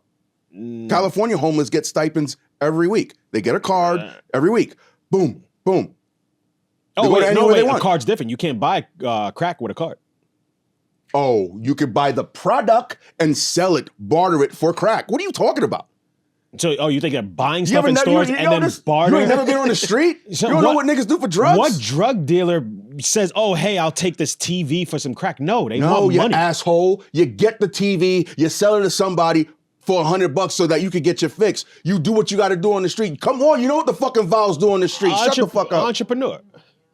You know what we do on the street. The hoops you have to jump through, like, come on, to prove a point is. By the way, can we just to run it back? Yes, he's $40,000 and $45,000. We're talking about respectively 19 something an hour and $21 an hour for 40 to 45,000. If that's what you're choosing, if that's what you want to choose for minimum wage, I'm okay with that. But I need a 4% raise because my job is definitely better than your weak ass job, and I need to be compensated. I don't know where we just jumped. Are we still talking about the homeless right now? No. We jumped back to the minimum wage. I said, by the way, because we're going to wrap up. We're going to wrap up. Just back to what Sam was saying. I'm like, what? He said he'd be cool with a 40 to 45,000 or maybe even 50,000, which makes it about 23,000 an hour. I'm okay with that. That's not a decent minimum wage. However, I need a bump. Oh, okay. Because my job is definitely a lot better than your job. Okay, it takes skills. So you agree that the minimum wage should be raised for all people? That's what I'm hearing. That's what I'm hearing. It's very progressive of you, Lenny. What'd I just say? That's a way to end the show today, guys. Lefty Lenny. I said this was good. Lefty Lenny. Lefty Lenny over here. And I'm a lefty. Let's go. I'm literally a lefty. We got a Bernie bro in the building. Let's go. No, don't ever disrespect me. They call him A.O. Lenny, right? Don't ever disrespect me. Let's go. Go suck a dick. Guys, that's it. This has been another amazing show. I want to thank everybody. I appreciate everybody who tapped in, everybody who called. If you want to be part of the show in the future, Patreon is where that happens. That's how you get the link to be able to call in. I have a lot of extra content on there. There's like behind the scenes, like anyone who's part of the Patreon, they see us setting up because I have the live going and they see all the madness that happens and takes place before this. Our guy, Chris, thank you, Chris, for coming through. Thank you guys really so much appreciate for having you. me. Oh, Lenny, thank you again for being as crazy as you are. We got to talk about some shit. But yes, guys, so the conversation doesn't end there. If you are a little camera shy and you don't want to call and show your face, you can comment, and I will be there in the comments answering all your questions, help engagement, share this with a friend. And yeah, we'll be back next week, Sunday, 11 a.m. Eastern. Take me off the screen.